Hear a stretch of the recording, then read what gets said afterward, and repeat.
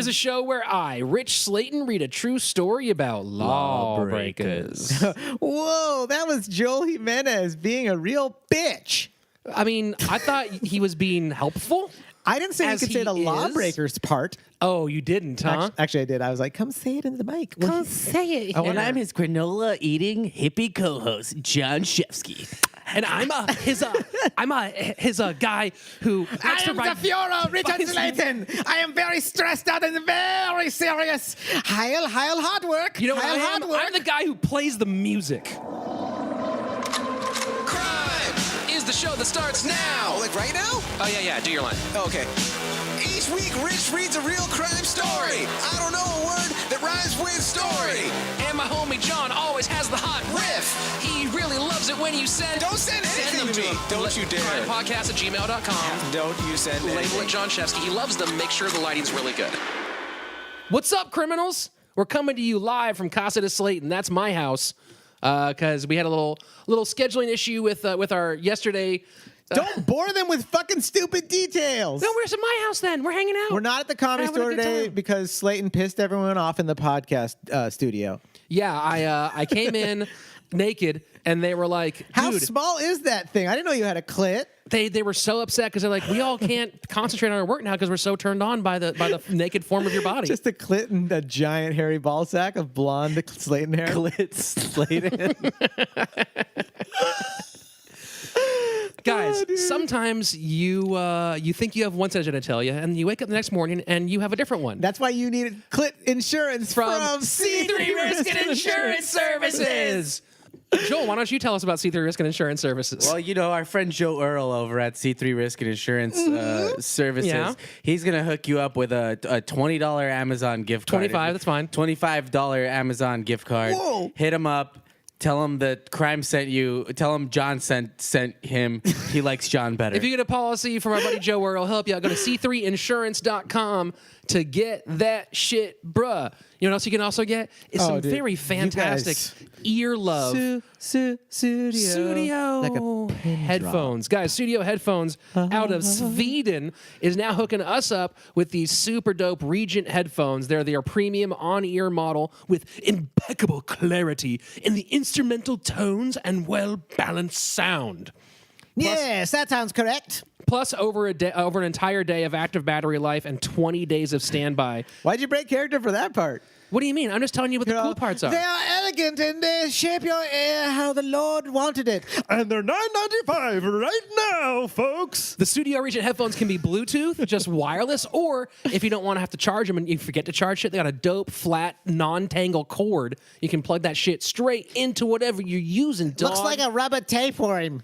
Yeah, big, long rubber tape one that's going to connect all your things and bring those sounds right into your ears. That's why you don't need ham. You can get those things. Also, they look really cool. They're very nice. They're sleek. They are. People They're look at slick. you, they're like, you know what? You didn't waste $300 on those fancy headphones, but you wasted $100 on great quality. I don't think we should play that part. Wasted probably isn't the... You spent. You invested. they look so good, someone might rob you at gunpoint for those And you'd be happy, headphones. right? Because you'll be Yeah. on You'd be Facebook like- Live showing people how great the headphones are. And then you can be on our show as a victim, which is really the goal of most people who listen.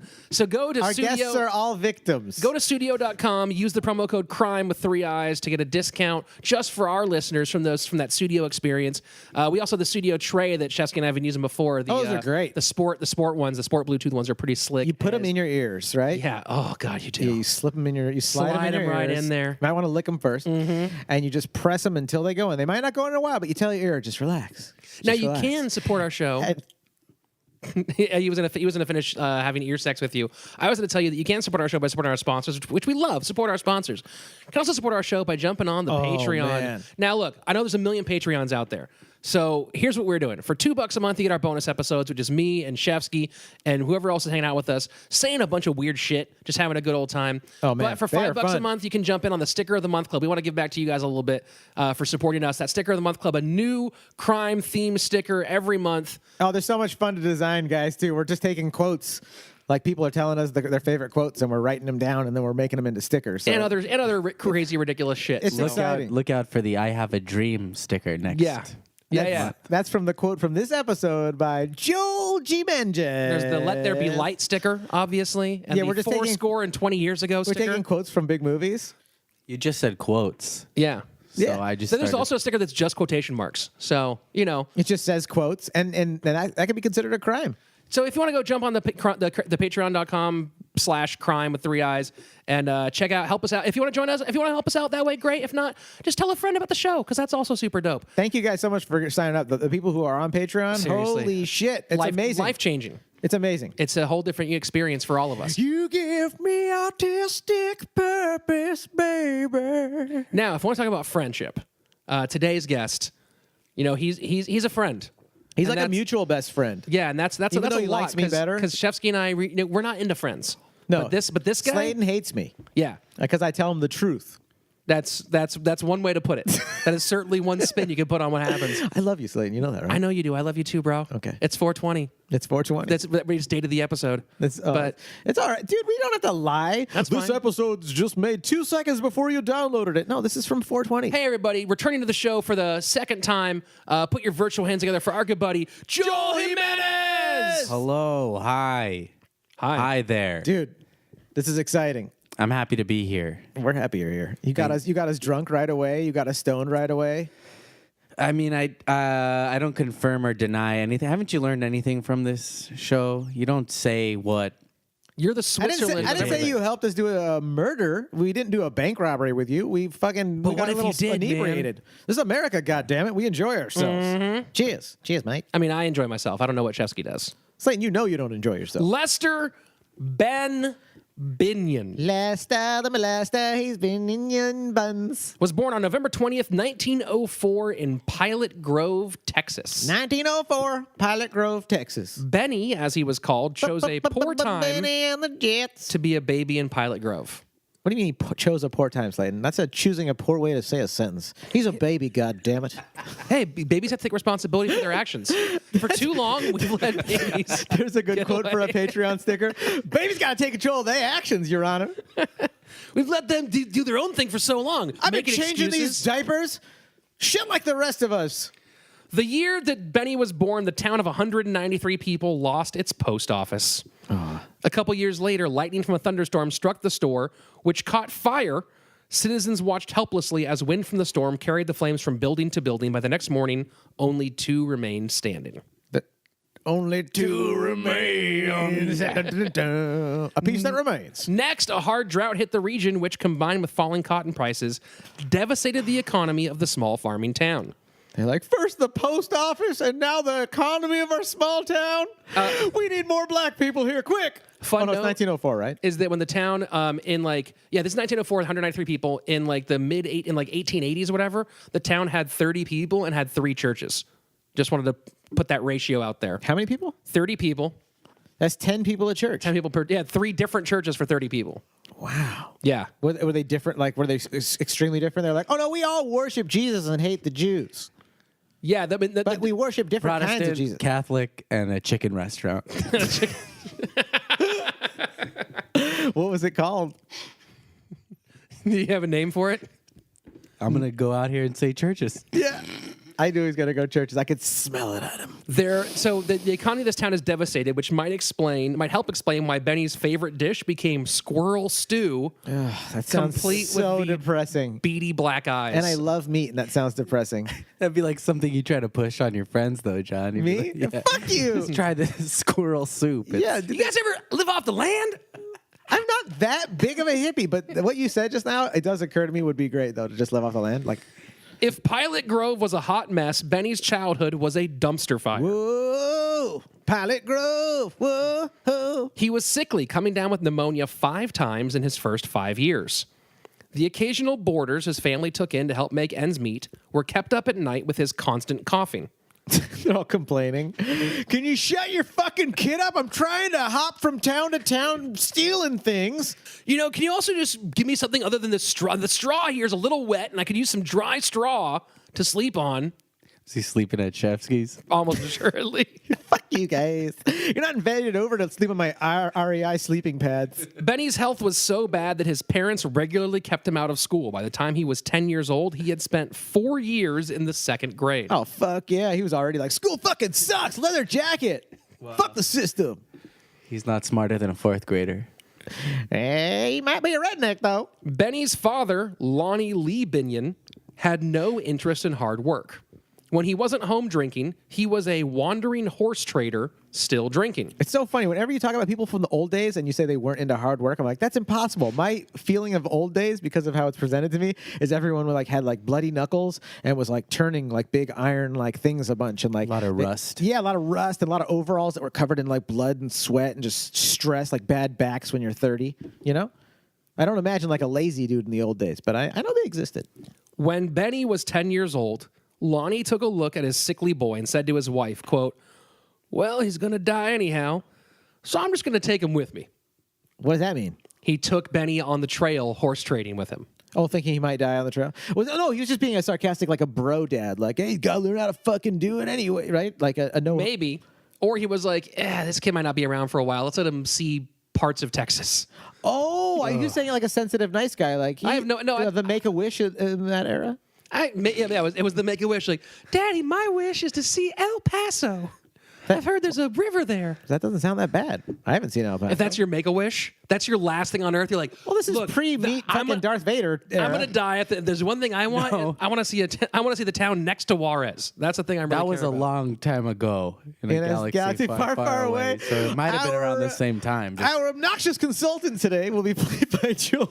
Well, also being sick back then was just coughing up blood and being sweaty. Right? It just sucked. It was it was a lot of cold sweats, right? Yeah, just like dabbing.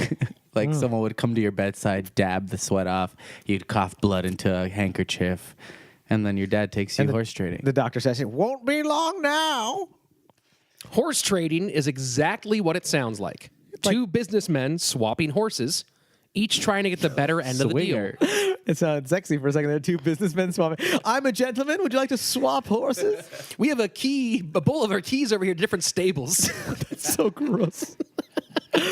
Oh, can you imagine anal sex with a horse? You get that green like straw Why is it shit anal on your- sex? Huh? Why is it anal sex with the horse? I mean, like regular sex with the horse is probably just like regular sex with a human. Probably. Slaton, come on.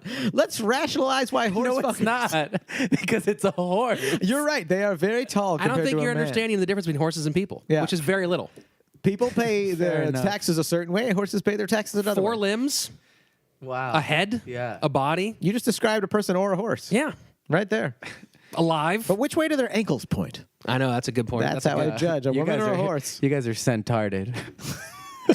Let's get centarded. Let's get centarded. In here, everyone in horse trading assumed that everyone was cheating, which is because That's they why were. I got out of it. I was like, everybody in that industry sucks. Benny learned a ton about how to read people and how to cover up defects on a messed up horse. He couldn't read books though. No, Oh, he yeah. really, he was basically illiterate. Just good at reading people though. Yeah. Can you read? Yeah, sure. But I mean, to quote Jay-Z, to paraphrase him, in those days, I mean, that's the real college, reading people, not books. That's So, not gonna put food on the table. The big thing he learns is how to cover up the defects on a messed up horse. Like it's a car? Was he put Bondo on their creases? If a horse was too energetic, wads of cotton soaked in chloroform were stuffed up the nose to calm it down. That's evil. If it was too sluggish, pebbles in the ear would make it shake its head as if it were ready to get to work. Oh my God, this is fucking making me. If an hold on, this How is did the story turn into so cruel so fast? hold on. Here's the best. Here's the capper. There's something worse. If an overworked horse had what was called Sweeney shoulder, meaning the muscle had wasted away from exhaustion, horse traders could use a goose feather to puncture the skin and blow in air to inflate the area, giving the sagging skin the appearance of full muscle. Did you want to try to make me cry? I'm not a vegetarian at all. Joel is, but that still makes me disgusted. Guys, sign up with Patreon for $10 a month. You get the official Horse crime meat. glue. Oh, I thought you were saying horse meat. Yeah, crime glue. That's actually pretty cool. Wait, is glue still made with horses? I don't know. I know they still eat horses, but I just Yeah, John, it's still made with horses. 100% horse glue. you guys try to. Yeah, I'm not that gullible. Wait, is it though? It wasn't long before Benny moved on to something much more lucrative than trading bad horses. But Benny moved on to something much more lucrative than trading bad horses. At the time, nearly every county in Texas held monthly events called trade days. Part fair, part market, and part party. I like the way you to let the listeners take note. Slaton looked around at us like he was going to blow us after the episode. But back then, they're like, the party was probably the piercing the fucking horses and blowing blowing air. it. That's a piercing party? Because back then it was just like people Whoa, look love at that that. kind of crazy shit. you Everyone, come here. Johnson's going to blow into a horse again. It's almost like in those days they didn't know that animals were intelligent beings that felt pain. Am I right, guys?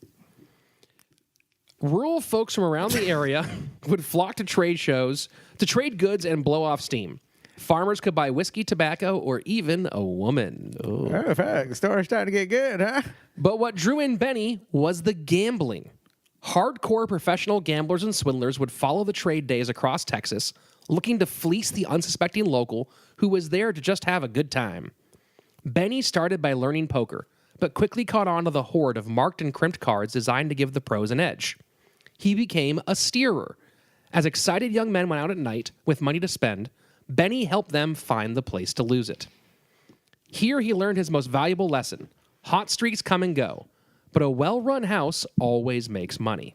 He's saying that by cheating, you're always going to make money. Well, not even by cheating. What is he saying? Just that, essentially, he's saying the house always wins. Oh. Yeah, at the most basic. So he's just saying, I learned my lesson. It's better to be the house than to be a customer. Mm-hmm. But why does the house always win? He's going to tell us, I think? Odds, statistics, basically. Really? Yeah. Statistically, the house always wins? Yeah, every single game in a casino, the house wins, like, there's a variety of odds, like from like 50.5% of the time to like 52% of the time or whatever. But every game in a casino, if you play 1 million games, statistically, they will win more than 500,000. Well, it seems unfair. Back to you, Slim. This episode brought to you by Las Vegas and Reno. Around 18 years old, Benny made his way to El Paso, Texas, Oh, it's like LP for you, right? to visit some cousins. El Paso. While El Paso was a dry town, under the thumb of Prohibition, Juarez, which sits a literal stone's throw across the Rio Grande, Oh, Juarez, Mexico. had plenty of booze. Reba McIntyre. At first, Benny tried his hand at honest work, spreading gravel at a parking lot for Model T Fords. But I picture him, the way he spreads it, he puts it in the horses. He puts it in And the they horse's tickles the horse's ears. asshole and the horse wags its head. Well, this area's done. Next.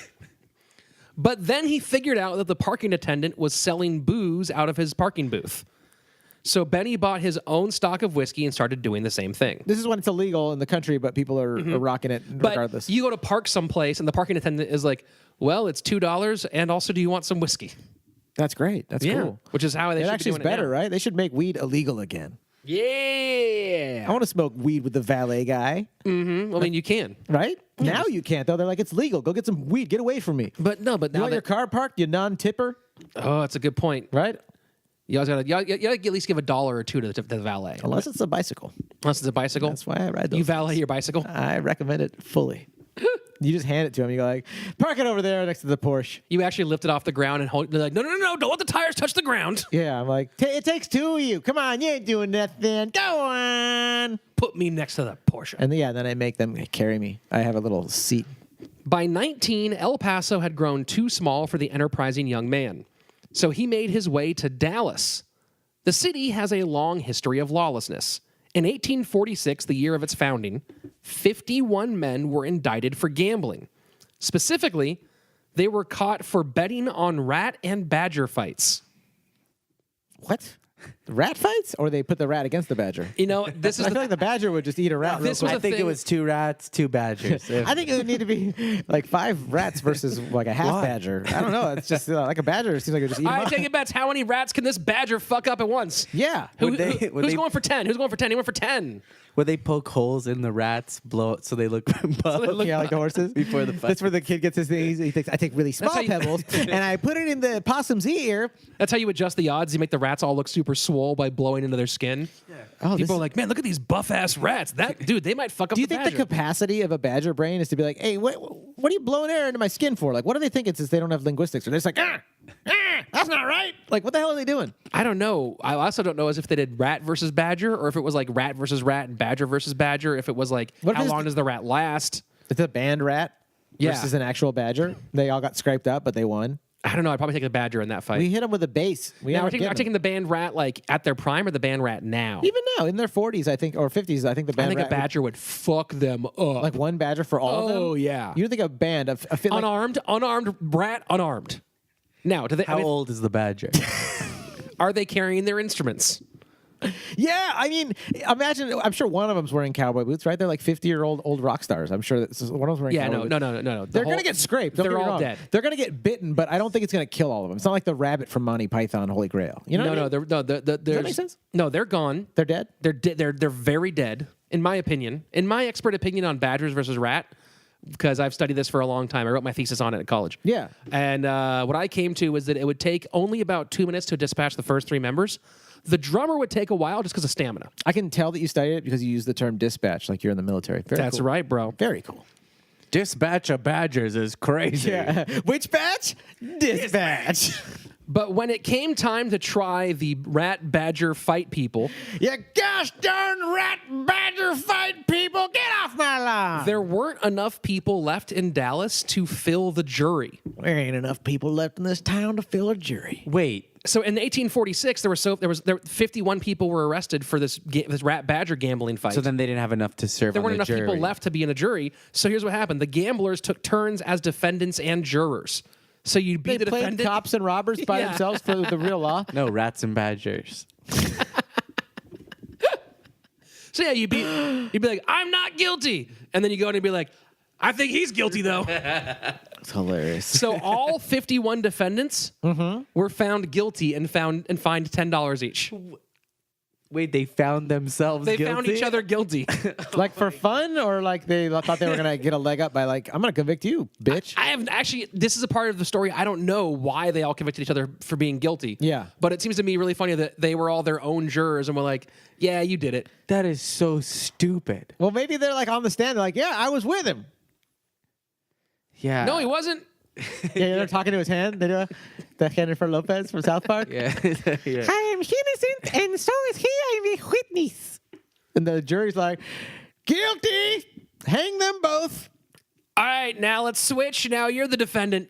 Ah, fuck! I should not have voted guilty. That's what happened. The first group voted guilty on the first guy, and they're like, "All right, everybody switch." And he's like, "Wait. Now I'm the." I mean, really I did think not there's stuff this through. we couldn't have heard about the story that could have happened where the actual like there was dealings going on. Maybe they where, all agreed, Like 'cause the it would be district like- attorney told them like, yeah, like you're gonna go and if you vote them guilty, then we got them, and we'll let you go. And they're like, all right, cool. So then they vote them guilty, and then I don't know if there's a district attorney. I mean, there 51 people was so many people. There weren't enough people left for a jury. That's how small this town is. so there's just a room of them hanging out. Like the government will send you guys sandwiches and water, and play court now. You hear? If you're there's guilty, then no- I'm guilty. If I'm guilty, then you're guilty. We're all guilty. We're guilty together. Well, they should have just got the horses to be the jurors. By the time Benny arrived, Sustained. By the time Benny arrived in the 1920s, Dallas boasted a population of over 150,000 people. It was notoriously both hard and tolerant of crime. Within the city limits, Well, we're into tolerance, so that's good. a man could be sentenced to death for minor theft. Really? In America, they had that? In this country? In this place? Minor theft, they could kill you? But things were different in an area called Frogtown, which, What? by city ordinance, up. was Dallas's home for legalized prostitution. Wow. You know I'm from a place called Frogtown. Yeah, I was going to say In that. LA. Not much difference from Frogtown now because you are essentially a legal prostitute. I am a girly-looking Mexican. Are you really? I just thought you were a girl. Of course, the oldest profession didn't stay confined to Frogtown. One of the most successful whorehouses in all of Dallas. extra. It's unique from where I come from. We're like frogs. I can hop on that dick, and I'm all green. One of the most successful whorehouses in all of Dallas ran out of a skating rink. Oh, fuck yeah, dude. You can play some roller hockey and then fucking get laid? All right, Fuck. everybody, it's time for couples skate. You know what that means. So find the nearest gal, slip her $25, and hold her hand. Dude, your buddy, like your gay buddy's like rolling by you faster than you and they're butt fucking like, hey, hi. You're all sad. What the fuck? I want to fuck and I'm just here skating. But they have really good like food at the food court. Booze, despite prohibition, was barely regulated. The police conducted the occasional raid, but only for PR purposes or to roust up a fresh round of bribes. Where's this fucking libertarian town? Are they still around? This is Dallas. Is it? It's not how Dallas is anymore. I mean, it still kind of is how Dallas is. Is it? I mean, their basketball team's called the Mavericks. I mean, they're all over the place. I just thought it was a really high-temperatured city. That's what I think when I think of Dallas. I'm like, man, you guys must use a lot of air conditioning. A good bootlegger could bring in over $36,000 a year, nearly like $500,000 today. I was just going to say that was like millions of dollars, but $500,000, that's amazing. Fuck. Benny was better than good, and before long, muscled in on other rum-running operations. Yeah, I mean, he did it. He blew air into the operation, and there you go. I get it. I see Joel where can't you even were. get it out of his Joel mouth. couldn't get the riff there. Folks, Joel's riffs are so hot he can't even get them out of his body. No. I want to be clear. I'm not laughing at my own jokes. I'm just having such a good time that I can't stop laughing. You're laughing at the riffs Well, you that's what I can't meant. do. You didn't have to defend yourself. Come on, Mom. It's all right. This isn't a trial. Come on, Mom. Whoa. Sorry, Mom. I know, huh? Jeez. Sorry, Mom. Sorry, Mom. Between the volatility of the business and his own run-ins of the law, Benny struggled to consistently turn a profit. He was arrested twice for alcohol violations, but he was good at avoiding the stiffer penalties. He went before a judge facing 5 years for bootlegging and avoided jail time by promising he wouldn't do it again. Oh, dude, if it was that easy nowadays, the judge, you're guilty. Yeah, but I mean, I wouldn't do it again. It's kind of boring now. I already did it once, you know?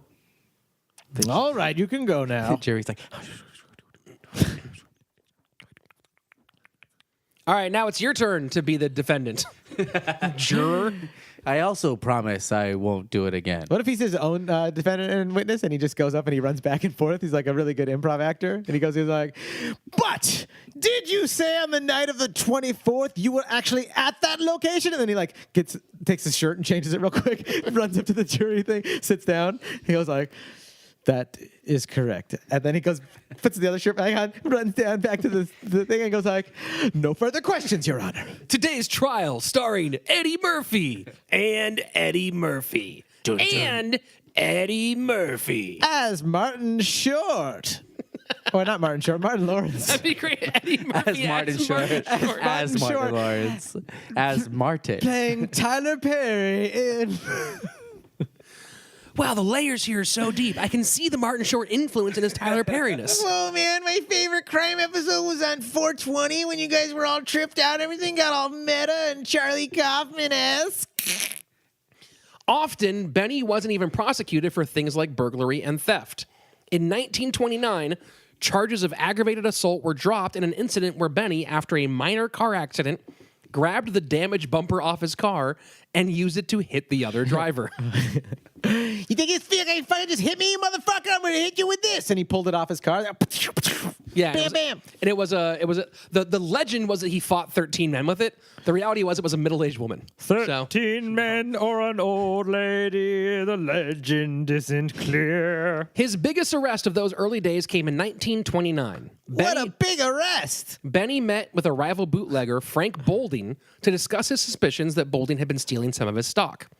The men sat across from each other on boxes in a warehouse. At some point, Bolding leapt to his feet with a knife. Benny fell backwards off the box while pulling out his gun And fired 2 shots, killed him. shooting Bolding right through the throat. Ooh, what a weird way to fucking God. die. Neither Benny shot nor in his the crew throat. bothered to fetch a doctor. Talk about deep throat. Joel, a man died in that story. For the love of deep throating. He was a criminal. That's also a good point. Hang them all. Let God sort him out.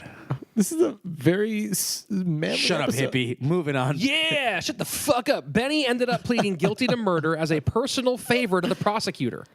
The DA was a close personal friend planning a run for governor. That's quite a favor. Benny took a 2-year suspended sentence to make sure his friend didn't look soft on crime during the election. Oh, and then he pardoned him? It was a 2-year suspended sentence. So What does it that was mean? like, he didn't actually go to jail. It was like, well, you're going to jail for 2 years, but we're not going to actually send you there. Wait, he was only going to go to jail for 2 years when he admitted to the murder? Well, he said it was self-defense because he said that Bolden pulled the knife out. Oh, okay. but like he pled to a thing to make it. In my day, self-defense was a block move and a kick to the nuts. Hapkido. Bootlegging proved to be too much risk for too little profit. I'm a vegetarian lawyer. So Benny decided to open up a little side business called a policy, a version of the ever-popular numbers racket where people would buy daily sheets of 3 numbers in a small lottery. With absolutely no regulation, the house would often not even draw numbers. Instead, they would go over everyone's bets and see which number would make them the most money, and that would be the winner.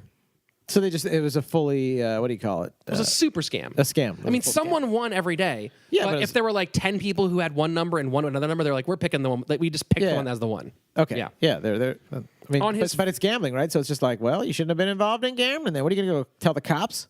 Right? Yeah, well, especially because gambling is illegal at the moment. Yeah, too. so that's so you could run scam. We do so many stories where people run scams on people Yep. that are doing shady stuff. Scam on scam on scam on You know what I scam. mean? When weed was illegal, you get in trouble. Someone jack your weed, you can't go call the cops. You know what I'm saying? On this first day, Benny started with $56 and finished with over $800, which is around $12,000 today. Damn! In one day, he could buy a Nissan Altima, a used one, but yeah, 2 of them, different colors. Well, that's depending on which one very he wants to used. use. $6,000 per Altima. These are got to be. And use them as skates at the whorehouse. If your feet and legs were big enough and strong enough that you could use 2 cars as skates, come here, ladies. At that point, you don't need whores. You've got such strong legs. You've got They a just- girlfriend. Yeah, they come to you. Yeah, real girlfriend. Look yeah. at those tree trunks on that guy. He really knows how to slide. Okay, this may not be funny at all. I just want to preface this. Great. The whole episode? Super. Yeah, no, this part. So back to the roller rink. Yeah. So you put skates on these horses that, that have been blown up, right? Yeah. You turn them backwards, and then you pop the thing And propel them with the popped and muscles. the air makes the horse skate around, and people stare, point, and laugh at That it. was actually the first hovercraft. Was a horse that had been Exactly. blown air into and then poked. Yes, like a Please balloon. Edit this out. All right, next. The cops did not care at all about the policy game because They were part of it. They got Nope. paid off. Nope. They like gambling. Nope. It was fun for them to know that the people were occupied and not on the street causing Nope. trouble. They sold the little tickets, Nope. the scratch-off cards. They didn't know about it. Because the only players Were black. cops? Oh, wait. So He ran the numbers game. They were like, oh, black people are getting scammed. What does it matter? Yeah, exactly. He ran the numbers game in black neighborhoods. Jeez. So they did not give Well, actually, a shit. it's numbuzz. Joel, that's so racist to say. So numbers. No, he did the R at the end of it. I super- didn't. Oh, that's a good point. That's, Numbud, that's a not good num- point. Slayton, that is so That's racist. a very dude. I really should have been more sensitive, and I'm really sorry about it. Yeah, he ran like there was a specific neighborhood he ran it in, and the neighborhood was called. Oh, I'm trying to remember what it was. Elm, Deep Elm was the name of the neighborhood. Oh, it's a cool name for a neighborhood. Well, there's Deep Elm. there's a song called the Deep Elm Blues that the Grateful Dead covered and a bunch of other bands covered. Yeah. That was written and had a line where like. I used to know a preacher who preached the Bible through and through. Then he went to Deep Elm and Got the Deep Elm Blues. yeah, something like that. And like and now his Bible days are through. Oh, interesting. Yeah, something like that. That place really puts a new meaning to I'll have 20 on black. Yeah. That's a good riff you put there, bud. Just write down. Just nailed it in. Thank God Joel is black, because you can't say that if you're white. Papers even ran stories about the fact that he only ran the numbers game in the black neighborhoods. One quoting the head of the Dallas Vice Squad saying, quote, "Negroes just have to bet. Their gambling instincts seem to be much more thoroughly developed than those of The whites." convenient, like, racist rhetoric that was so normified that it wasn't even considered racist at those time, of just blaming stuff on, like, the savages just choose to be slaves. What a bunch of morons. Meanwhile, they're popping horses. Oh, yeah. Oh, I mean, isn't mean- most racism, like, not accepting your own race is just as flawed and silly as every Well, also, other white race? people did gamble a lot, but they gambled in like secret, high-class gambling dens. They weren't gambling. They weren't doing the numbers. So that was part of the story. Oh, the rich people were? Or the... Yeah, like people, like white Yeah. people didn't do the numbers. Yeah. But no one wrote a story about the white gambling. That's funny. Dallas was, of course, strictly segregated. No one ever talks about white gambling. The KKK was deeply entrenched in town. Many powerful leaders in the city were Klansmen, and the state fair even had an annual Klan Day. Oh, must have been a wonderful place to grow up. But Benny, somewhat surprisingly, did not jump on. fair, Daddy. I want to go to the fair. You look at the Ferris wheel, you're like, there's a bunch of white ghosts on the Ferris wheel. Ooh, it's so. I didn't know there was a haunted I was house just in saying, the you go to the summer. haunted house and they're like, it's all ghosts. Even the people, everybody's a ghost. Even the corn dog stand is haunted. Man, I really didn't think this costume through. Because I am black, and that man is wearing a ghost costume. Did you know any black people in those days That's that how you didn't know go to what the the state KKK fair. was? No. That's how you go to the state fair if you're black back then. Was you put on a Klan costume? And you'd be like, well, everyone wears the Klan hoods here anyway. That's super Blazing Saddles. when they say like, he goes like, well, his hands are black, and he goes, I told you to wash them after weekly cross burnings. See, it's coming right off. Benny, somewhat surprisingly, did not jump on board Dallas's racism, explaining, quote, I don't believe in hanging my customers. Okay, what did that mean? Because there were lynchings a bunch, and he wasn't into lynching. And he was like, well, I'm not going to, I don't believe in hanging my customers. What good is it? What good is a dead person when they could be spending money on your gambling racket? Oh, okay. So he didn't like necessarily care about the black people, but he felt like they were part of his cycle. Sure. Host the parasite. He was one of those like kind of like benevolent gangsters, like where he would do nice stuff, but also take advantage. Like one hand's rubbing your back, the other hand's in your wallet. Ah, that kind of thing. real Pablo Escobar. That He kind of founded thing. our school. He blew up my plane. He did, on the other hand, believe in punishing those who crossed him. When he found out one of his employees was skimming off the top, Benny sent the rest a message by putting a pencil through the man's eye. Did the guy die? I don't remember if that guy died or not. I'm going to guess. He died of lead poisoning.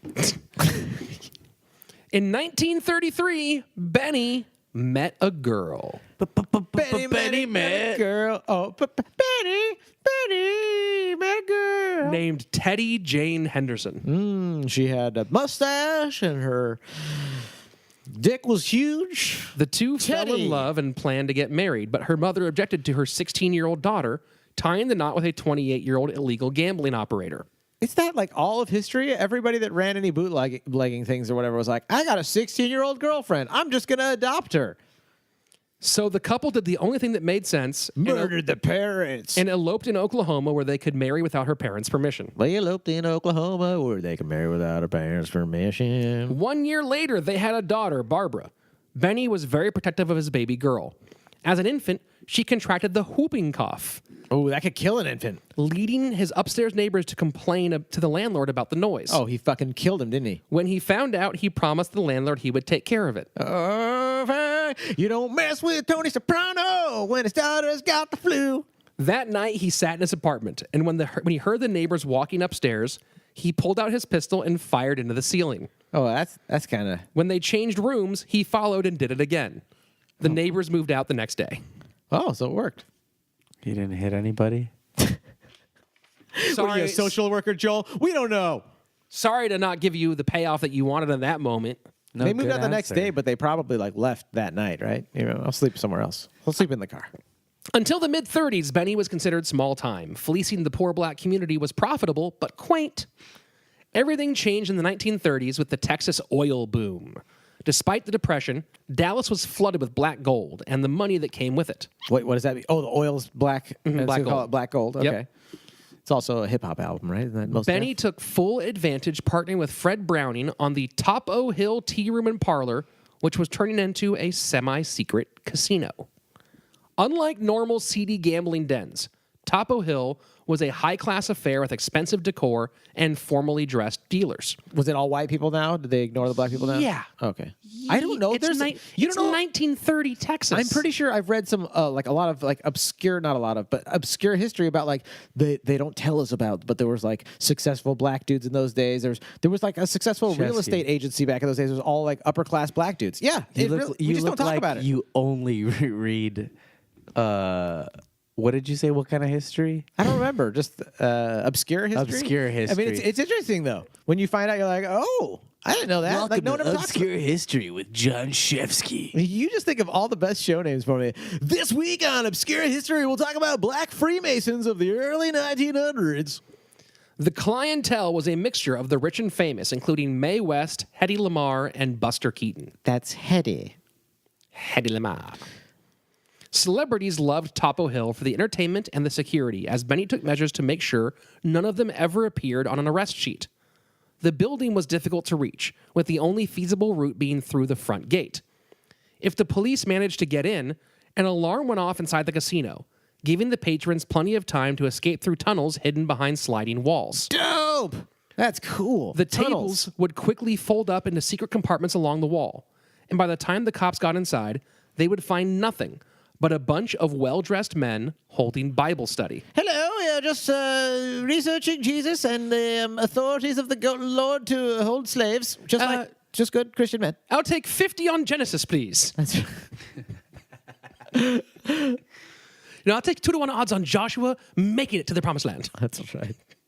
And if you've got any more of those Eves, I'm getting kind of randy.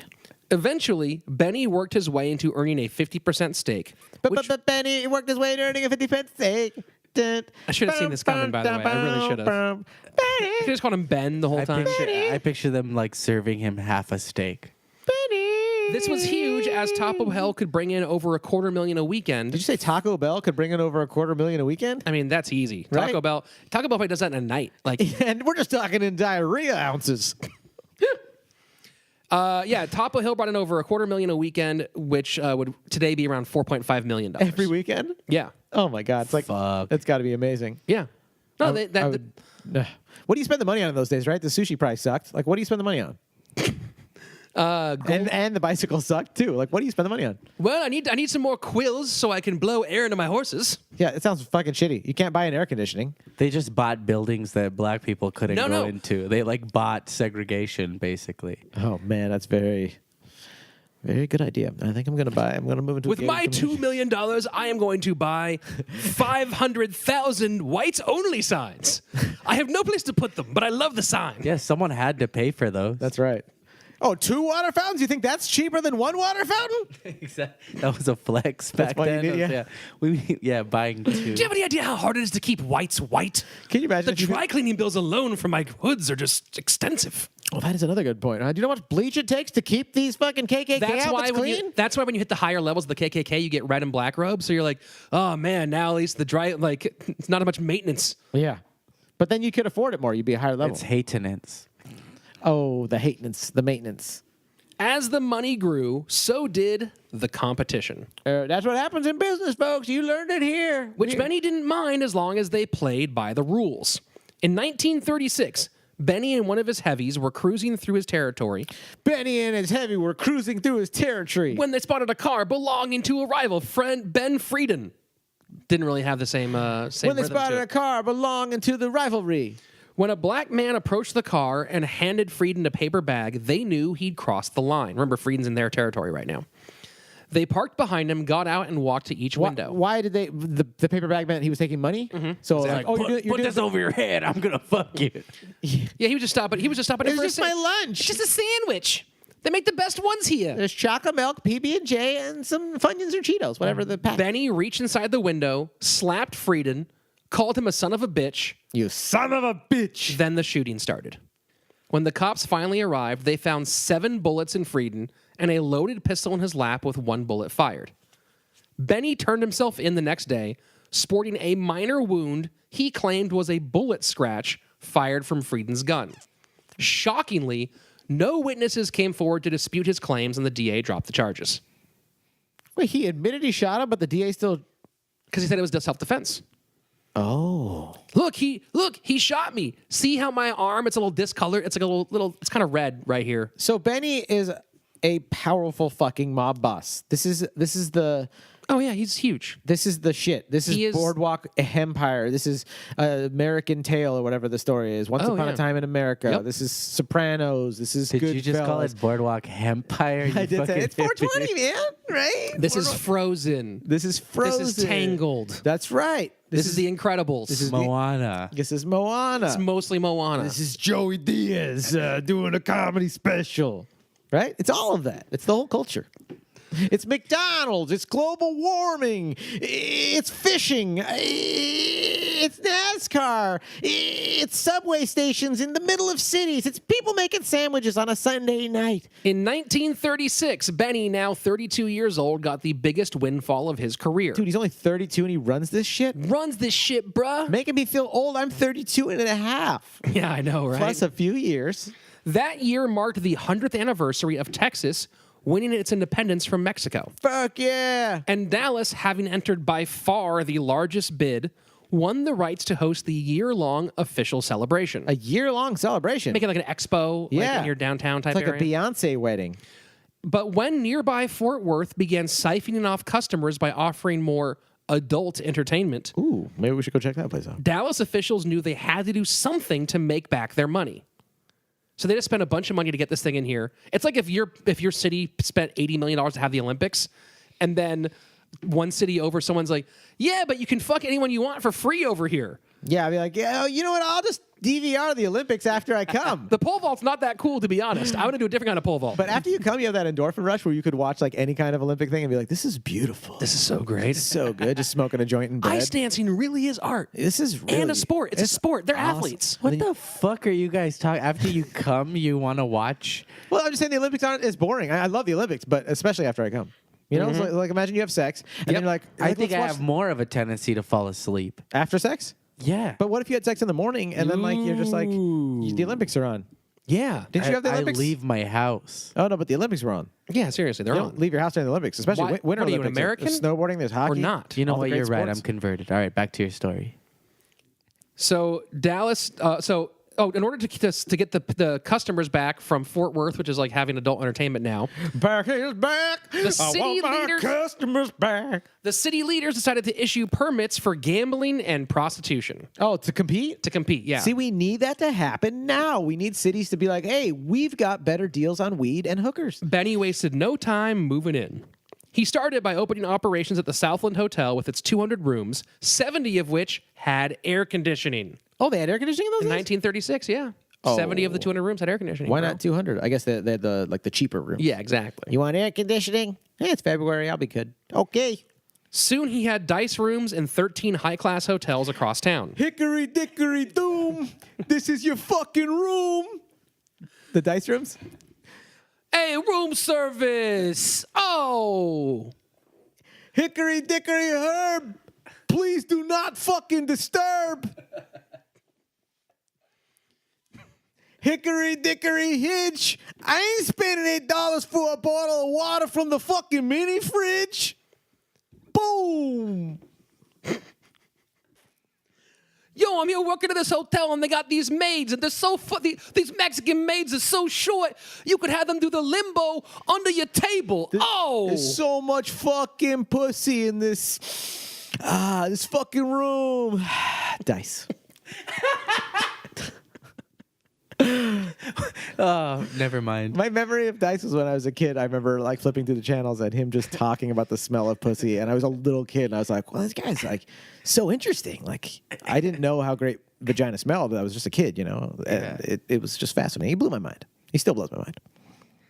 Wow. That's a great story. Did you just come? Do you want to watch the Olympics? Yeah, sure. Sounds good. Downhill skiing.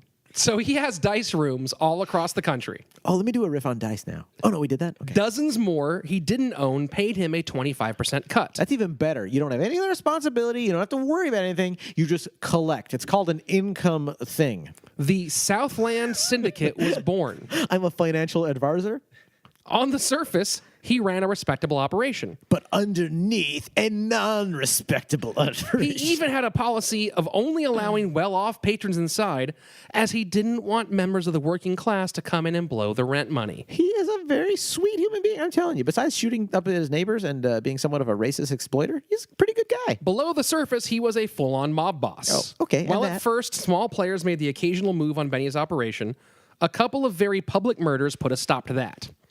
The city continued to tolerate gambling, even after the centennial ended. Not only were many officials customers of Benny's, but the city also made a lot of money off the operation. Benny didn't pay taxes, since the operations were technically illegal. Benny didn't pay taxes. Instead, he cut a deal to allow a certain number of raids per week, Yep. plus scheduled fines for various violations. And then probably filed that in his taxes for losses. When word got back to the state capital that Dallas was still a city of sin, the director of public safety ordered a secret raid on one of Benny's clubs. Word got back. Oh my God, Becky, have you seen the witnesses? They are so plentiful. By the time the Texas Rangers arrived at their targeted location, the building was completely empty. He knew. He had hookups. Exactly. They told him, he's like, all right, we'll ship out tomorrow. It's a real pain in the ass. Thanks for making me fucking move my operation. And the other guy, the cop, was like, I'm just letting you know. I can't do anything about it. Benny Binion was on top. Business was booming. His competitors were dead or gone, and the city had given his operations more than tacit consent. He was friends with most of the police force and had no fear of the rest. A certain cop he didn't like got punished with late-night duty guarding the zoo. Benny would call him at 4 a.m. and say things like, "Monkeys go to bed yet?" Just to taunt him? Yeah.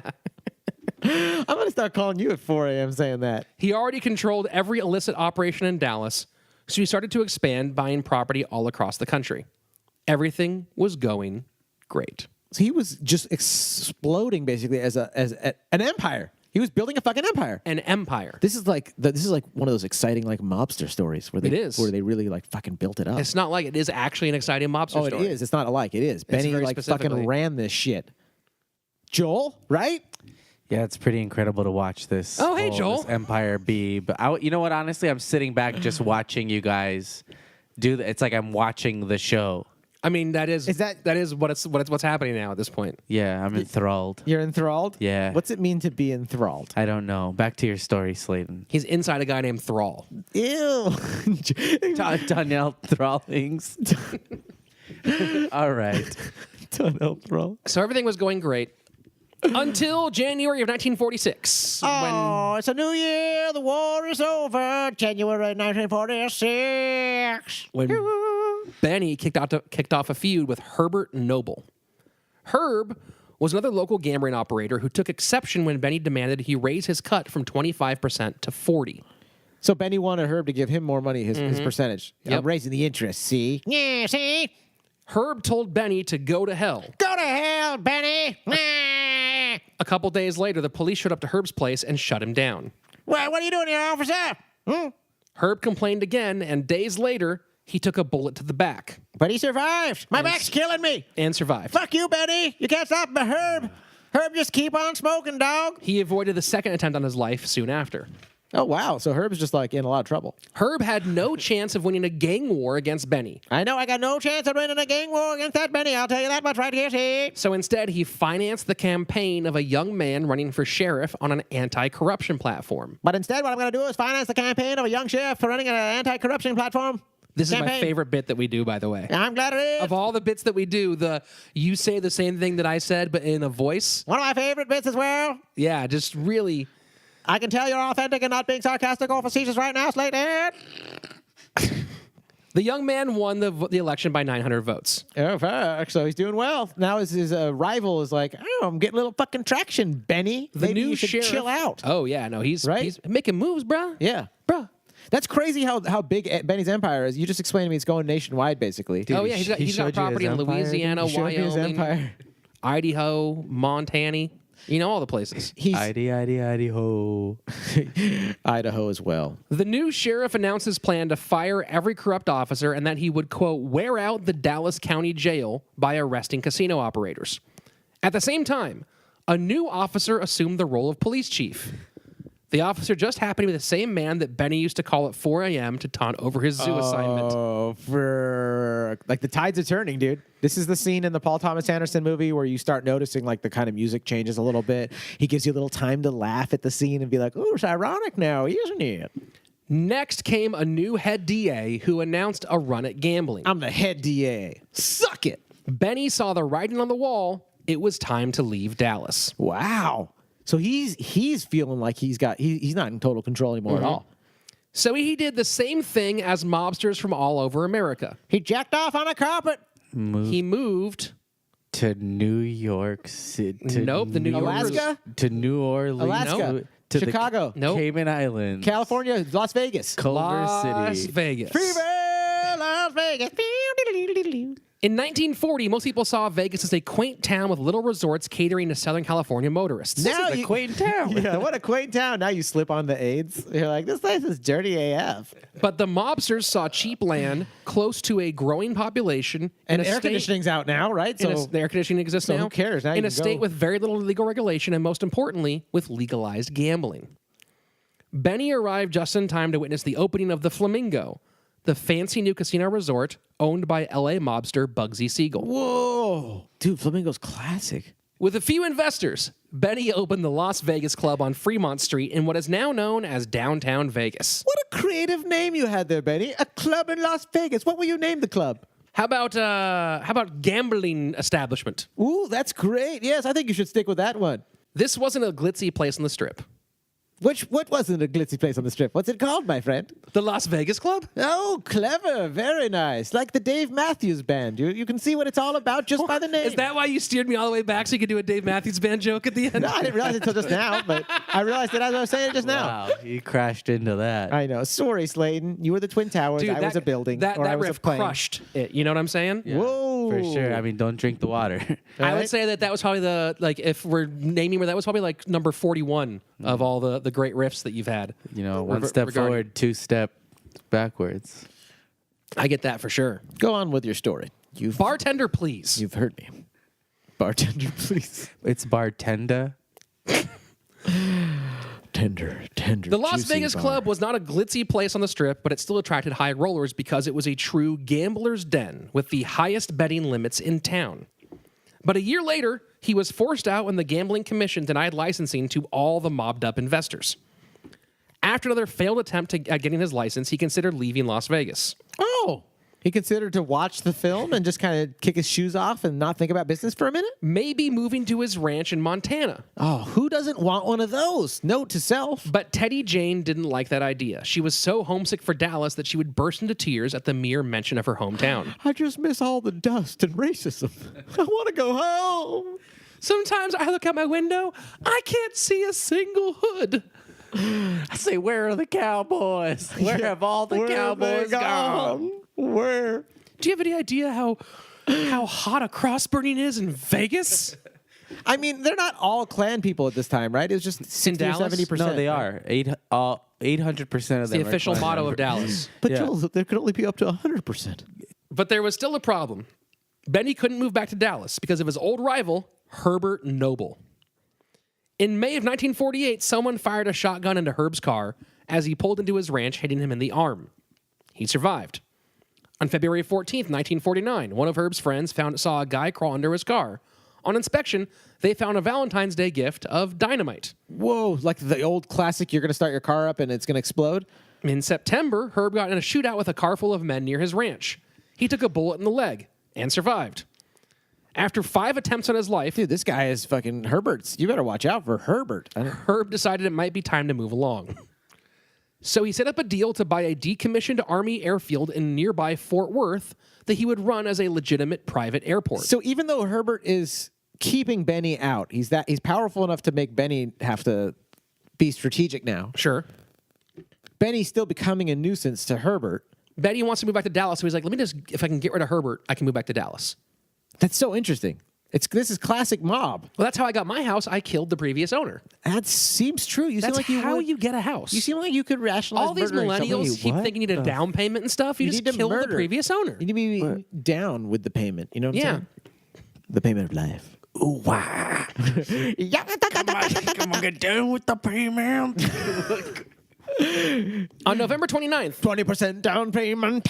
Herb borrowed his wife's Cadillac for the trip to Fort Worth to finalize the deal. Around midday, his wife left the house to run some errands for their celebratory dinner. Bye, honey. Be right back. Gonna get some balloons and Ziploc bags. She got into Herb's black 1949 Mercury and pressed the starter, which ignited BBC. She blew up like a motherfucker, didn't she? ignited the nitroglycerin. Holy And she died? shit. The explosion was so powerful that it shattered windows blocks away. Oh, wow. So she's died. Yeah, she's John, pretty dead. She's died. She's pretty yes. dead. She's died. She's died. She's died. Herb was devastated and began to lose his mind. Yeah. He bought her a solid bronze casket for $15,000, about $150,000 today, Dude, why not gold? that was too heavy to be carried and they had to wheel it around. He bought 6 chihuahuas as guard dogs. That He sounds. blew them up so they looked They, looked buff. He's like, Look, I can't afford Rottweilers, so let's save a little bit of money. yeah, don't you want Rhodesian Ridgebacks? He's like, no. I learned this trick. I have a plan. he's like, follow me. He takes a little coffee straw. Tap, tap, tap, tap, tap. Sir, these are the buffest chihuahuas I have ever Where'd you get a seen in my life. 190-pound chihuahua? You try to pet them to the. That's a chihuahua. Wow. Wow. Chihuahua pedal on my guitar. He outfitted the home with floodlights, staying up all night patrolling the house with a rifle. Oh, so he's just gone paranoid. He's lovesick, obviously. Someone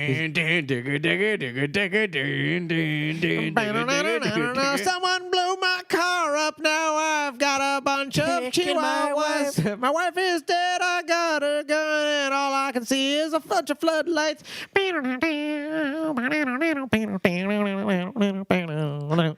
Then he started planning revenge. Oh yeah, dude, this is getting fucking good. Le Punisher.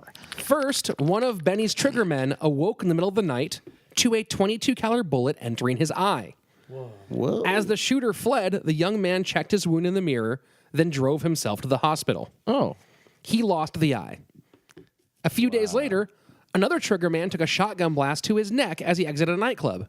He lost the neck. He died? And he died. Yeah, he also died. I love a head and shoulders. Just dude. head sitting on shoulders. I like the guy lost the eye, but he won the war. All right. The day after the funeral, officers raided Benny's final operation in Dallas, a policy racket bringing him in at least $1 million a year. Fuck. He's all pissed. He's like, God damn it. That was how I paid for all the bullets that we used to kill people. A few days later, someone shot Herb with a high-powered rifle. The bullet traveled through his arm and hip, stopping near his spine. He survived. Dude, Herb keeps surviving. But while he was in the hospital, another high-powered rifle round came through his window. It missed. He survived. Months later, when Herb was healed up, an officer found him on his ranch rigging his private biplane with napalm bombs to drop on Benny's Las Vegas home. Hilarious. That's what you don't kill a man's love. That's Herb what happens wasn't to you. arrested, but the cop did confiscate the napalm. In June of 1950. They didn't arrest him because he was in. He was a big mob dude. So Yeah. like, I gotta confiscate them napalm. You can't keep the napalm. You can't keep the napalm. I'm sorry. That's where the name, the casino, the Palms, got its name. That is possible, or because everyone masturbates when they stay there. Oh, The took Palms. me a while. All right, back to your story. In Slade. June of 1950, a shotgun blast barely missed Herb while he was driving. 2 months later, he stopped his car at the end of his driveway to check the mail. As he reached for the box, Check this mail, if you know what I'm saying. an explosion boomed of nitroglycerin and dynamite buried in the ground. That's why you don't check the mail. It left behind a 5'4" crater, a 5x4 foot crater. Wow. And blew apart every part of Herb below his shoulders. Whoa. He survived. No, he didn't. Wait. I couldn't hold a straight face on that one. Okay. No, he's dead. He Yeah. died. Okay. As they say, the just 12 his head, like Futurama style. He's like, I'm gonna get you, Benny. below the shoulders, you said? Yeah, everything below. It's like his head and shoulders were there, but everything else was gone. He just had his shampoo, and then everything else was gone. As they say, the 12th time's the charm. Oh my god. That's how many attempts there were on his life. Yeah, 12 times. That's so Breaking Bad. Fucking what's his name? The guy from Breaking Bad who gets blown up in the home. Remember? Oh yeah. What's his The name? pollo guy. He Yeah, owns that the guy. chicken restaurant. I've never Is seen it it. Gustavo? Thanks. That doesn't happen. Guess I won't have to now. You have to see it. It's one of the greatest shows and stories in history. 1 week later, 1 week later. Benny, grinning ear to ear in his cowboy hat, opened Binion's Horseshoe Casino, adorned, of course, with a 12-foot-high neon horseshoe. Oh, fuck yeah. I already like the style of this place. Not They play only- good music. Super Suckers. Not only did it stand out for being one of the most opulent casinos in Vegas, They let you throw the peanut shells on the floor. there were 2 more important differences. It had no entertainment other than the gambling, and the games had no limit. Any bet would be accepted as long as it was your first bet of the night. What? So you had to go crazy right away? So most casinos were like, "Hey, the limit What? the limit is 5,000 or 100 or 500 or whatever it might be." And he was like, "As long as it's your first bet, you can make your first bet sets your limit for the night." So We if you should do that for Patreon. We should say your first month of like the Patreon, we'll do anything you say for your first request. it's a great call. We'll do it. Never mind. So you could come in and bet $1 million. And then $1 million is your limit for the night. Oh my God, what's that life? But it like? has to be your first bet. But what if you made the $1 million? Was the place that fixed that they could make sure that you weren't going to make another $1 million? But But they made it. The place had enough money. They know that they'll make their money back no matter what. It's a casino. We should start the crime casino. That's a good call. That attracted the high rollers. The rest of the people came. What's up? We're the high rollers. The regular people came for another innovation. We're the Polly Shores of gambling, man. The regular people came for another innovation, which was free drinks for gamblers. Yeah. That's So why he's- I still go to Vegas. He's the guy who started that entire idea of when you're gambling, you get to drink for free. Wow. It's great. I mean, it gets you more fucked up. You spend more money, and they water it down. You say Black Label, you're getting some sort of whale whiskey. Benny was all about spectacle, and he put together one of the biggest spectacles in gambling history. He had big spectacles. A public, heads-up, high-stakes poker game between two of the best players on Earth. Nick the Greek... God and the devil. Santa Claus versus Jesus. I didn't know that God gambled, but, I guess people were kind of a gamble, so... That's a great way to explain it, Mrs. Slaton. The two best players on Earth, Nick the Greek, I think it's Dandalos, I'm not sure which one, I need more yogurt or I don't play. and Johnny Moss. Hey, do you guys mind if you put some of this green shit that's falling off me in some baskets? I would like to bring it home with me. The game lasted 5 months, What the fuck? I'm sorry. What? with players taking breaks to nap only every few days or so. For 5 months, did these people die after the last game? So apparently, especially at this time, I mean, it's always been a thing, but especially this time of in the history of poker, endurance was like a sign of your badassness. Yeah. So like staying at the table for 3-4 days in a row, just getting up to pee and that's it. Like that was a sign of like you're a What about badass poker shitting? player. I mean, no shitting. You're not allowed to shit. Like they just sit on a toilet and just shit while they play for. 5 months. At one point, when Johnny went took a nap, How bad were their he came back to the backs? table and Nick was like, "Hey, so Johnny, you gonna waste your entire life sleeping?" Like that was their attitude. It's been 5 months. I haven't checked my email forever. Let's fucking play. Crowds gathered 6 deep around the table at all times as the men went back and forth. When the game finally ended, Nick the Greek had lost over $2 million, which is about $19 million today. Damn. Was he rich though? I mean, he's a professional poker player. Yeah, I'm sure he was fine. Okay. He folded his final hand, stood up, and said one of the most famous quotes in poker: "Mr. Moss, I have to let you go." Johnny Moss. That's one of the famous quotes in poker. I thought it was like you got to know when to hold them and when to fold them. No. Are you serious? That was the most famous quote. I never heard if you're a poker player, that's like Mr. a famous... Moss, I have to let you go. Can I just say that all the time? Can I say that to my, Well, to my Johnny wife? Moss did go right to the dice tables where he promptly lost nearly all of his winnings. Oh my God, what a dumb fuck. He won millions of dollars and then lost it right away. Yeah, that's. But they're both rich, like fucking like gambling addicts. well, they're right? they're both most importantly gambling addicts. Let's Yeah. be very clear. What would a dice table sound like? Hey, you got your cups and bowls on top of me. Oh, Hickory dickory hacks, you're here to play some craps. Hickory dickory heaven, I'll take 3 on 7. Little Miss Muffet lost all her money. And now she's fucking broke, you dipshit. by 1950, Vegas had grown from 8,400 people in 1940 to 25,000. Damn, they had no idea what's coming. You should see it now. Vacationers came into the Horseshoe to see his big attraction: Celine Dion. $1 million cash displayed in a plastic case on the casino floor. Fuck. Oh, that's badass, dude. I bet that doesn't even look like that much, right? If you see $1 million, like in my head. Well, the original version of this, it was all in $10,000 bills, which they used to make. So there was like 3. I'm kidding. I'm sorry. My math Your not- math is pretty bad.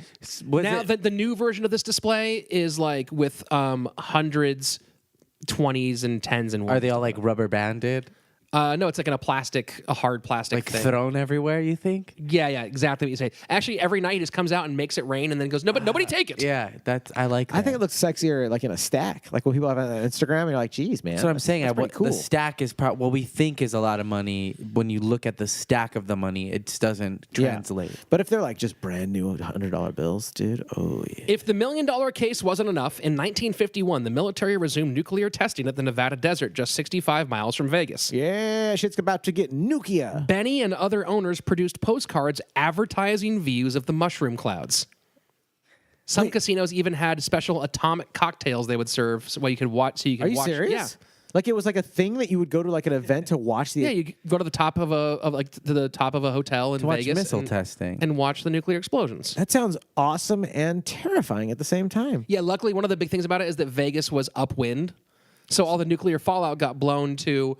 I hear what the term was, but the term was something like the doesn't matter people. Yeah, like there was actually a term for like the extra people or whatever who got like nuclear fallout on them. That's what they Thanks call for letting them, us the know. extra people. So gross. Well, they didn't have extra body parts in the future. So God, they did lose their necks. They just had. where do you think the shoulders. hills have eyes comes from? Fuck. Oh fuck! I never saw that movie, but the concept is that people are mutants from nuclear testing. That's very cool, Ninja Turtle-esque, if you will. Needless to say, the Horseshoe quickly became one of the most profitable casinos in town. Fuck yeah, dude, it's fucking famous, dog. Benny wore Western shirts with buttons made of gold coins Fucking rad. and rode around town in a brand new Cadillac driven by his bodyguard, a large black fella named Gold Dollar.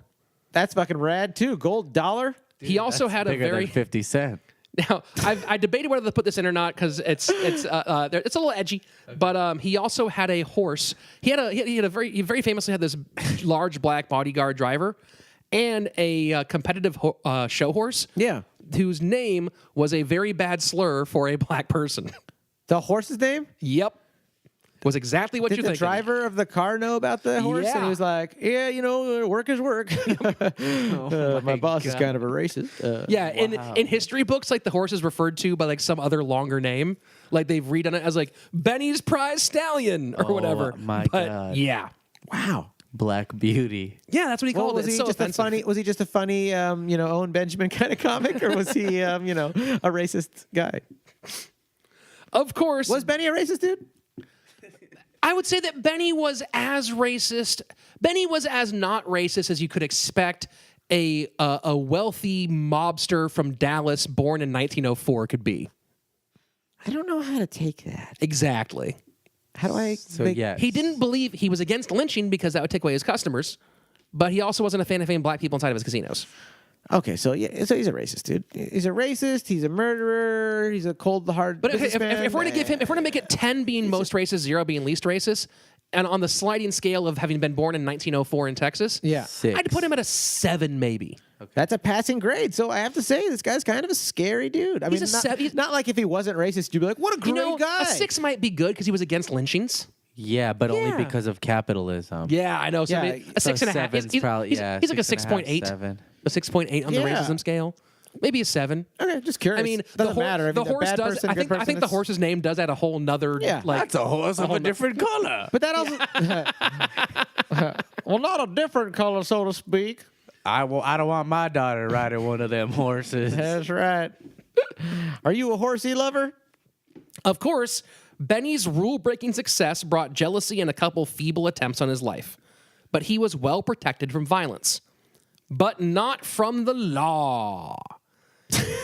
In 1952, the federal government finally indicted Benny Binion on tax evasion. That's how they always get those guys. Every single time. They get away with murder literally for years. Pay Al your Capone too. taxes. Al Capone too. It was like paperwork.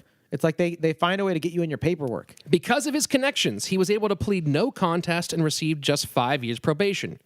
But then the DA pulled a switcheroo. Switcheroo. It's an Australian term.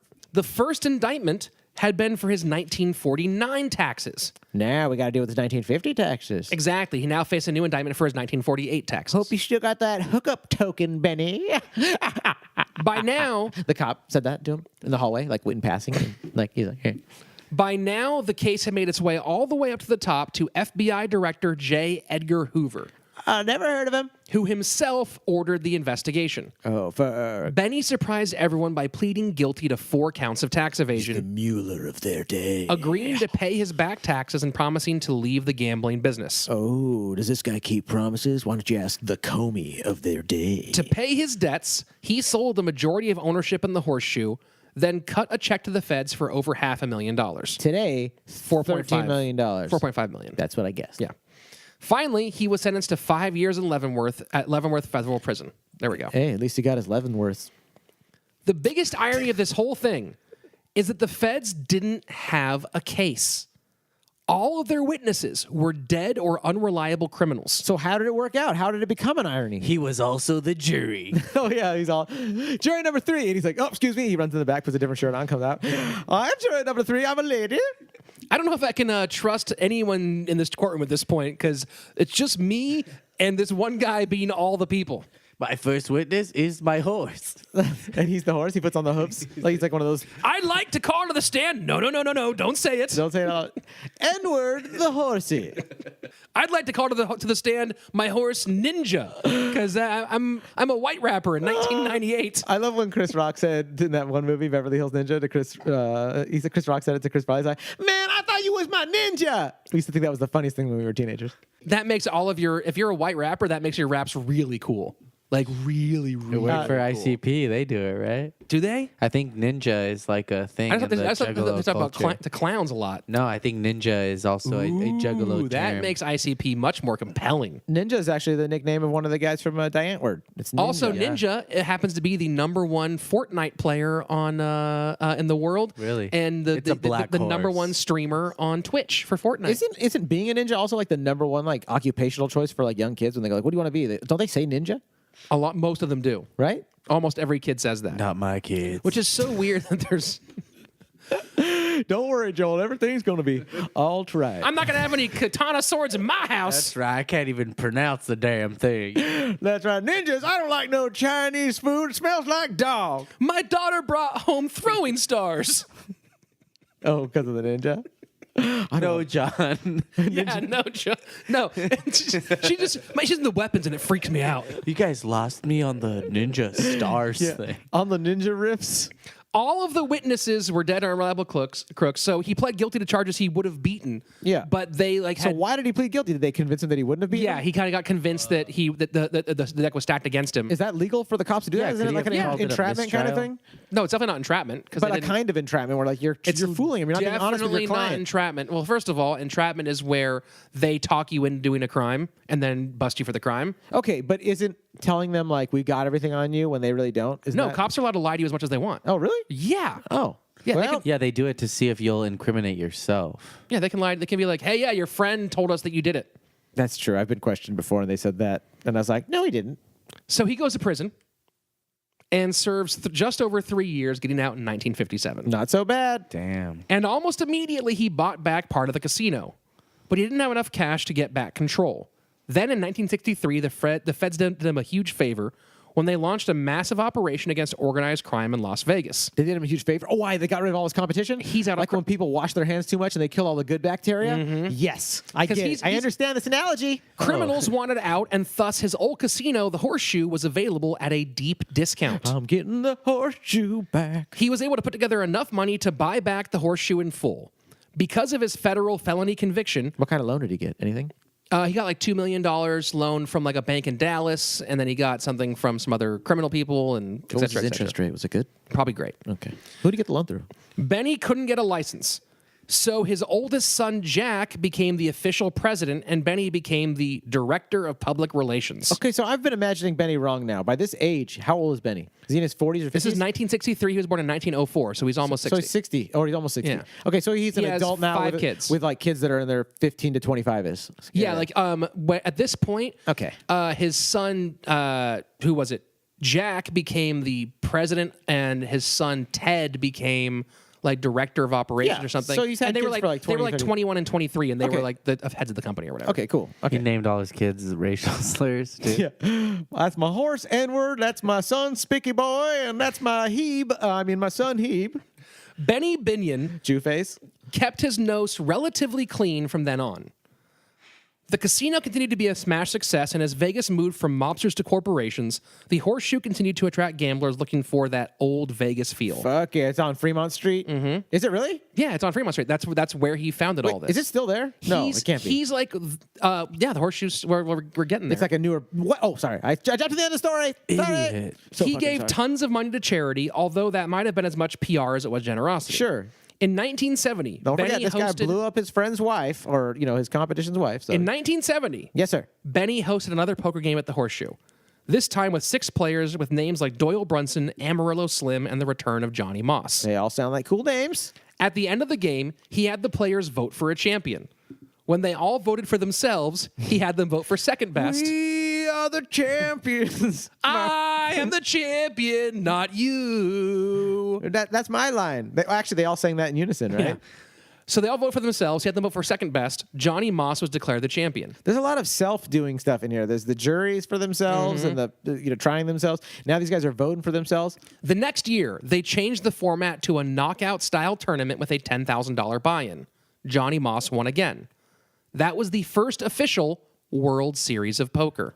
Whoa! So the roots of the World Series of Poker are in organized crime, old Vegas, Car bombings. right? Like the roots of old. Oh, yeah. Racist horse names. Dude, it's so corporate now. It's an Animal ESPN. cruelty. You know, you see the score and the camera angles. It's an ESPN game now, but its roots are smoky, mobster, hooker, Vegas, like you just murdered someone in a room, Bugsy Siegel shit. In 1972, Amarillo Slim won the tournament, and the charming cowboy made 11 appearances on Johnny Carson. Whoa! What? With coverage from CBS's Sports Spectacular and ABC's Wild World of Sports, the horseshoe soon You said became... Why World of Sports? Wild World Why of- even do Wide- it? There's no point. Why World of Sports? Why would we do that? The Super Bowl's next weekend, but we're all going to die and the sun will explode eventually. Why? World of Sports. The horseshoe soon became the world's home of poker. And yes, the horseshoe does still exist. It's Going to get knocked down for a Walmart or whatever. no, it's no longer owned. The Binions, there was like a dispute over who owned it. Well, let's finish this part and I'll get into that. Yes, sir. The feds made one last run at Benny in 1989, trying to catch him in a money laundering sting. But they never got their chance as he passed away on December 5th at the age of 85. Wow. He lived a long fucking Jesus. mobster life, right, Joel? Yeah, It's dude. going to be as old as you. So the horseshoe is still around. In 2004, there was a dispute amongst his children over who should run it. Yeah. And the person who won, which was I think his oldest daughter, I can't remember which, but I think it was his oldest daughter. She ran it into the ground. She won it and then just ran it into the ground. He So the built that thing horseshoe- up. It was purchased by another company. The horseshoe still exists. It's not called Binion's. It's not. I think it's called like. I think it's called Binion's Gambling or something like that, but it still exists. There's no hotel. The hotel part is all shut down. Yeah. It's just boarded up, but the casino still runs on the floor on Fremont Street. The hotel's just like, there's a vacant building basically on Fremont Street right now? Yeah. I didn't know that. Because it's so filled with asbestos, it's not worth them. Here's what's crazy it's about what's best is for all of us. Here's how Stay out of the much. building. Here's how much the casino part is worth. You know, like It is that Joe not- laughed. You couldn't laugh at my asbestos joke? It's a good joke. Thank you. It's not my bestest, but It's asbestos. the bestest is not always an asbestos joke. The casino is worth so much money to My run. pesto joke's probably a pesto joke, actually, when I think about it. That the disruption that it would take to, because like the hotel rooms have asbestos insulation. You really want to go back to that word right now? The It disrupt. was the bestest times. It was the worstest times. There's something dangerous Finish in the the walls. rest of the story. It doesn't. They would lose. It would be worth more money to keep the casino open and just board up all the hotel part of it than it is to redo the hotel rooms because of Yeah. the certain substance up there. I'm not going to name anymore. Okay. And how that would shut the casino down for a while to get it taken out. Was there lead? What was in there? Yeah, it was definitely lead. Okay. Definitely lead. Yeah, some pee. Just a bunch of other gross stuff up there. So yeah, so it still exists. You can still go there on Fremont Street. You can still also see the cash display, but it's now it's a different one. But they still have the whole plastic $1 million It's cash display. $50 now. No, it's still $1 million. We will visit. Oh, it's just been sitting there still solid? Like, So when he bought it back, the $10,000 bills that were part of the original display were gone. yeah. So he remade it, but with like different bills now. So his kids and his wife are still all alive? No, his wife's old, His right? wife died. His wife passed away a few years after that. Okay. In like '94. So they had a solid mobster husband and wife marriage for 80 years or whatever. Okay. And then, near the end of their Well, not 80 years, near but the end like- of their marriage, they moved out of their house that was like 4 miles from the strip, Yeah. and into the hotel, into the Binion's Horseshoe Hotel. Oh, wow. But they lived in separate rooms Okay. at the hotel. And I think there was something about like just they'd been married for so long and it was kind of annoying, and also she was a smoker and he hated it. So he was like, I don't want to be in the share room with you because you I smoke mean, all that's the the time. luxury of rich couples. They can do things that fuck up their relationships. You can afford to, right? So the kids. you can have the house in Monaco. I'll stay in Newport. We'll be doing a story about the kids. We don't need to talk or separately communicate. because the kids have their Shut own. up. Well, the kids have their own crazy bullshit. Oh, really? Oh yeah. Oh, so they didn't stay out of trouble either. No, especially one of them in particular. We'll be doing a story on more Binions. Fuck yeah! I love this. Is a classic badass American fucking mob story with Vegas. I wish my fucking Bubby was alive to hear it. My Bubby loved Vegas. Today's That's crazy. sources include Blood Aces, the wild ride of Benny Binion, the Texas gangster who created Vegas poker. What's up, blood? bud. which that book has been optioned by Relativity and might be getting turned into a movie. Ooh, I hope to turn it into a bland Netflix show. The Texoma, Herald Democrat, and of course the evil robots at Wikipedia. Oh, they're not so evil anymore. We appreciate those robots. Yeah, thank you, robots. They're going to take over one day. We should start sucking their dicks now. So That's the story of Benny Binion, guys. Get on their good Wow, side. that was awesome. That was amazing. You guys can't see, but John on a little piece of paper, he just scribbled, I really like the horse's name. I did not write that, you asshole.